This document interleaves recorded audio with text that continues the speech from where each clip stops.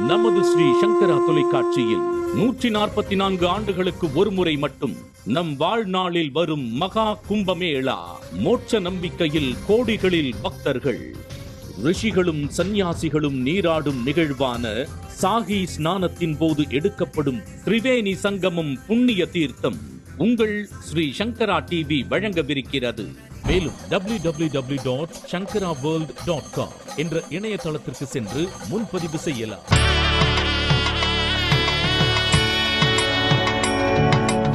ஸ்ரீ சங்கரா TV நேயர்களுக்கு நமஸ்காரம். இந்த இனிய காலை பொழுதிலே உங்கள் அனைவரையும் சுபதினம் நிகழ்ச்சியில் சந்திப்பதில் மிக்க மகிழ்ச்சி. இன்று 23/2/2025 இந்த நாள் எப்படிங்கிறத பார்க்கலாம் வாங்கோ. இன்றைய தினம் குரோதி வருடம் மாசி மாதம் 11ஆம் தேதி ஞாயிற்றுக்கிழமை. திதி பார்த்தோம்னா தேய்பிரை தசமி திதி மதியம் 1:56 வரைக்கும் இருக்கு. அதனைத் தொடர்ந்து தேய்பிரை ஏகாதசி திதியானது வந்து விடுகிறது. இன்னைக்கு நட்சத்திரம் பார்த்தோம்னா மூலம் நட்சத்திரம் மாலை 6:41 வரைக்கும் இருக்கு. அதனைத் தொடர்ந்து பூராடம் நட்சத்திரம் என்பது வந்து விடுகிறது. மாலை 6:41 வரை, அதாவது மூலம் நட்சத்திரம் இருக்கின்ற வரை இந்த நாளானது ஒரு அமிர்த யோகம் கூடிய நாளாக இருக்கிறது. அதனைத் தொடர்ந்து சித்த யோகம் என்பதும் வந்து விடுகிறது. இதுபோக பஞ்சாங்கத்திலே வரக்கூடிய யோகம் அப்படின்னு சொல்லி பார்த்தோம்னா இன்னைக்கு வஜ்ரம் அப்படிங்கிற ஒரு நாம யோகம் பகல் 11:16 வரையில் இருக்கிறது. அதனைத் தொடர்ந்து சித்தி அப்படிங்கிற ஒரு நாம யோகமானது வந்து விடுகிறது. கரணம் பார்த்தோம்னா இன்னைக்கு பத்ரை அப்படிங்கிற ஒரு கரணம் மதியம் 1:56 வரைக்கும் இருக்கு. அதனைத் தொடர்ந்து பவம் என்கின்ற கரணமானது வந்து விடுகிறது. இந்த நாளானது ஒரு கீழ்நோக்கு நாளாக அமைந்திருக்கிறது.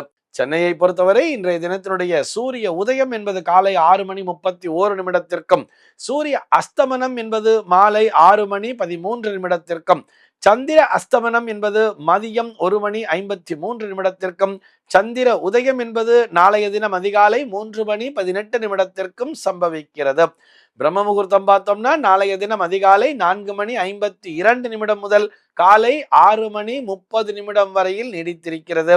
சென்னையை பொறுத்தவரை இன்றைய தினத்தினுடைய ராகு காலம் என்பது மாலை 4:45 முதல் 6:13 வரையிலும், யமகண்டம் என்பது மதியம் 12:22 முதல் 1:50 வரையிலும், குளிகை காலம் என்பது மதியம் 3:17 முதல் மாலை 4:45 வரையிலும் சம்பவிக்கிறது. தினாந்தம் பார்த்தோம்னா இன்றைய தினம் இரவு 1:54 கொடுத்திருக்கா. சூலம் பார்த்தோம்னா இன்றைக்கு மேற்கே சூலம் பகல் 11:12 வரையில் அந்த சூல தோஷம் என்பது உண்டு. அதற்குரிய பரிகாரமாக வெள்ளம் தானம் விடுத்து விட்டு மேற்கு திசையை நோக்கி பயணிக்கலாம் அப்படிங்கிறதையும் சொல்லி இருக்கா. இன்றைய தினத்தினுடைய ஆன்மீக தகவலாக நம்ம என்ன பார்க்க போறோம் சொல்லி பார்த்தோம்னா, ஒவ்வொரு ஞாயிற்றுக்கிழமை நாளுமே நம்ம வந்து கதை நேரம் அப்படிங்கிறத பார்த்துட்டு வரோம் இல்லையா.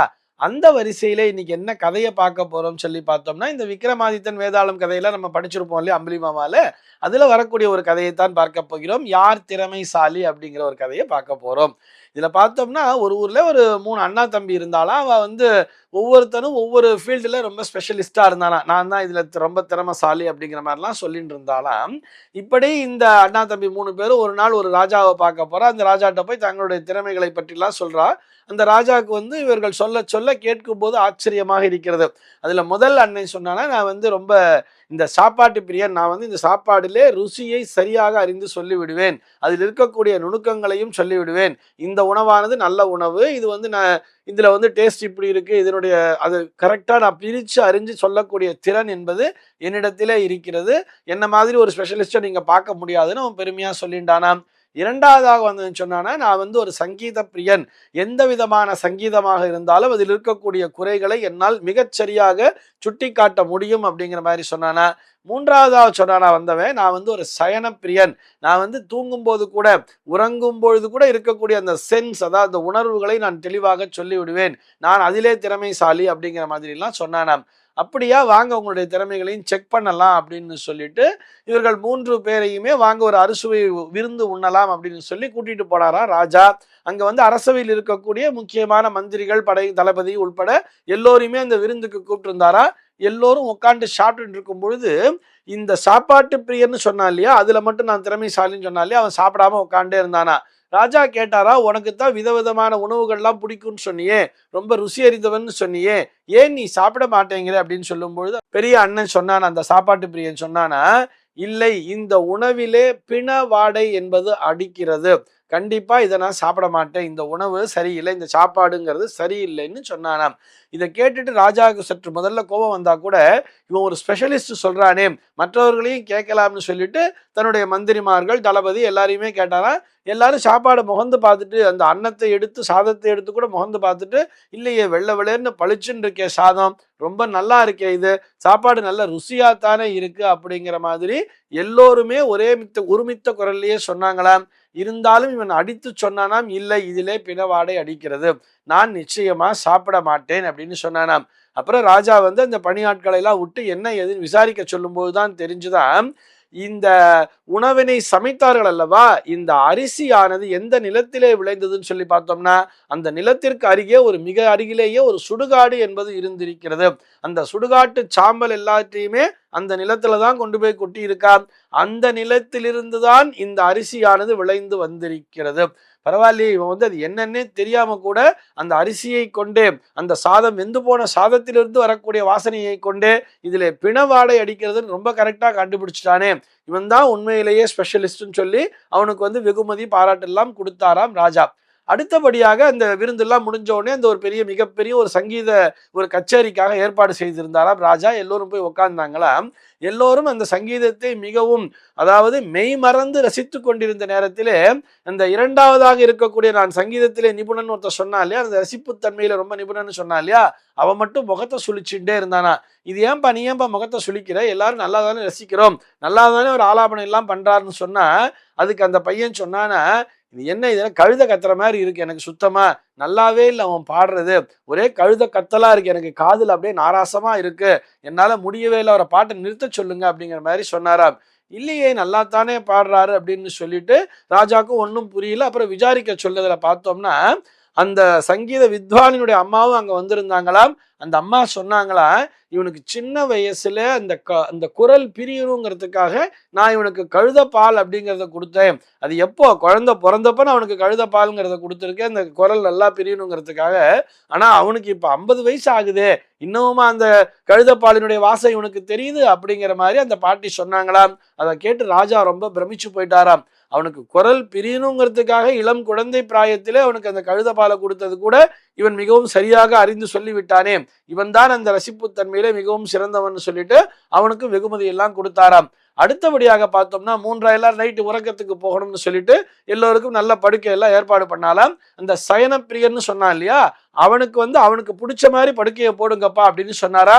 அவன் ஒரு 7 மென்மையான படுக்கைகள் எல்லாம் போட்டு விடுங்கன்னு சொல்லி கேட்டானாம். அதே மாதிரி மென்மையான படுக்கை விரிப்பெல்லாம் போட்டுட்டு அவனும் போய் படுத்து தூங்குனானாம். கொஞ்ச நேரத்திலேயே ஒரு ஜாமம் கூட கழிஞ்சிருக்காது, திடீர்னு அவன் அலறி அடிச்சுட்டு எஞ்சிட்டானாம். இது என்ன படுக்கை, ஒரே வலியாக இருக்கிறது, சுத்தமா இந்த படுக்கை சரியில்லை அப்படின்னு சொல்லிட்டு அவன் எழுந்து போய் கத்த ஆரம்பிச்சிட்டானா.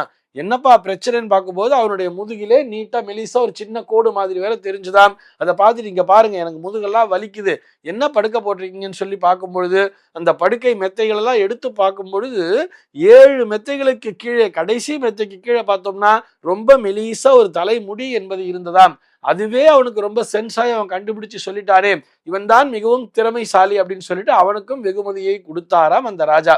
இப்போ இந்த வேதாளமானது விக்ரமாதித்யத்தை கேள்வி கேட்டுச்சாம், இந்த 3 பேரிலே உண்மையிலேயே யார் திறமைசாலி, நீ சொல்லு பாப்போம் அப்படின்னு சொல்லி கேட்ட உடனேயே விக்ரமாதித்தன் சற்றும் தயக்கமே இல்லாமல் சொன்னானாம், முதல் இருவரும் தங்களுடைய 5 புலன்களும் வேலை செய்து கொண்டிருக்கும் பொழுது, அதாவது விழித்து கொண்டிருக்கும் போது சரியான விஷயத்தை கண்டுபிடிச்சு சொன்னாங்க.